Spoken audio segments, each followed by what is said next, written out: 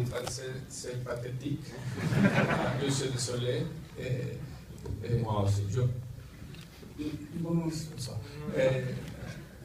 Pour parler anglais, si c'est OK. No problem. Okay. Espagnol. Maybe English would be better. Okay.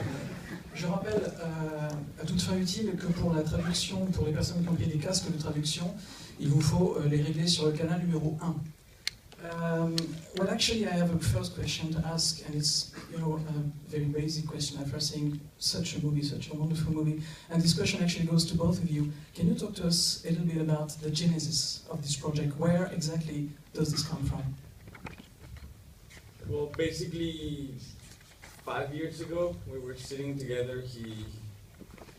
He had just read another script that I had written, that I gave him to give me notes, and that script sparked in us a conversation about the possibility of doing films where the narrative was really stripped down, where you could do two things at once, have the audience like very engaged and like go through like almost like a roller coaster ride, but that at the same time you would engage them on an emotional, and that like through that roller coaster ride you could actually talk about themes. Another thing that had happened then, it was actually, we were prepping a film here in France. We have our locations, our cast. It was Daniel Toye and Charlotte Gainsbourg, and the film collapsed. And it was pretty much the week when it collapsed, that we're trying to figure out how to put it together again, that we realized it was impossible, and we decided to write something different. And it's when I read his screenplay, I said, help me to do something like that. And actually, your co-script writer right here, Jonas, is also actually your son. Maybe you can also talk to us a little bit about how was it, your collaboration on set and off set, how was it to work together? I think like what's nice about our relationship is that once we sit down and start working, it's just a collaboration, and it's I don't know. For him, it's cheap labor. Yeah, and when we're working, it's just two writers working together with a commodity that there's shorthand about many things, and then when we finish working, it's a different situation because then he gets pissed off at me. I can understand. Y a-t-il une première question dans la salle, auquel cas je vous demanderai de bien vouloir lever la main pour qu'on puisse vous passer le micro?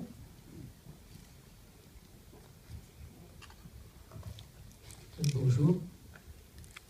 Je voulais savoir si on peut voir le film comme une métaphore sur l'évolution de la vie, en fin de compte, qui viendrait de l'espace à travers les océans où elle rampe et elle se met debout.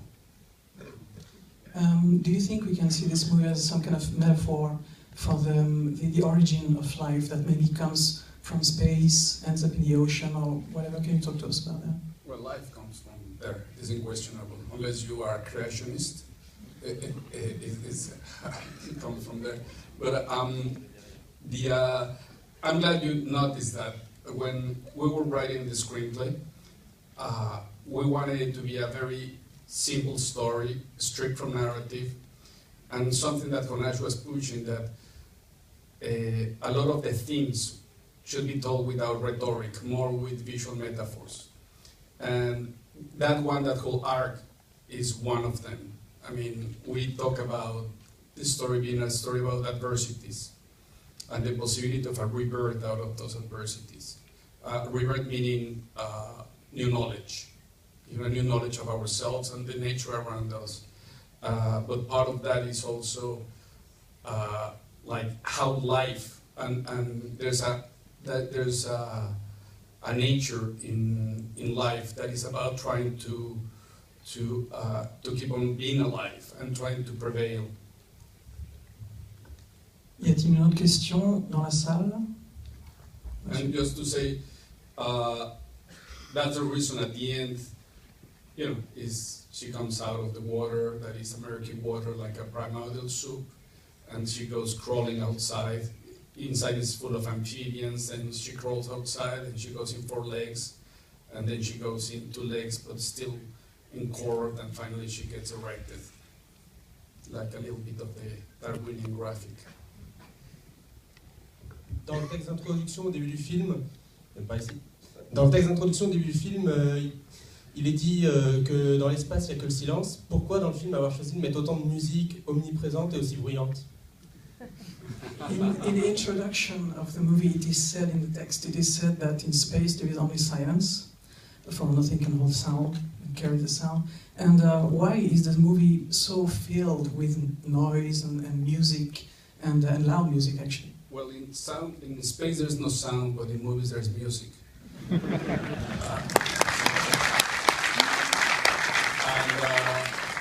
I mean, in case you didn't notice, it's not a documentary. I know it looks like one, but actually there's no sound. That's something we respect, is that there's no sound. There's no any sound effect that you hear is only, particularly when they are not inside places with an atmosphere like the space station and the Soyuz, but in the other moments when they are outside in space, there's no sound. The only sound that you could hear is when there's direct contact, because that's what would happen. And those are reported by astronauts, how they hear their own vibration, touching things and stuff. And to be fair to you, we try a version without sound, and you wouldn't have liked it. Maybe you didn't like this one, but the other one was worse, because it had the extra flow that it was really boring. And another thing happened is that after a little while, silence stopped making sense. You know, it's not that you can recreate silence in a screening room when people are eating popcorn and moving around. And is when we decided that we were going to create moments of contrast to make the point of silence. Actually, just to bounce back on this question, sound is almost like a character in itself. It's like the third main character of the movie. How did you manage to actually be so realistic with the absence of sound, or the way you just told that the sound was, conducted through the vibrations, for example, when you touch an object and so on? How did you come up with that? In the aspect of sound effects, we were very literal about when there's sound and there's not sound. And with the music, yes, we wanted to create moments of contrast. And what we did with Steve Price, the composer, is that we created a score for surround. So there was this composer, Stockhausen, who used to have pieces in which in a hall, the audiences were in the hall, but the musicians were not on stage. The musicians were scattered around the room. And when the music pieces started, they started moving all around, creating these dynamics. And it's what Steve did, like different sounds coming from different speakers and moving around, trying to create that immersive experience. Yeah, exactly. Yeah, for instance, when she's spinning, also the music is spinning, and that is an amazing room that has this atmos, that has the speakers on the ceiling that creates the effect even better.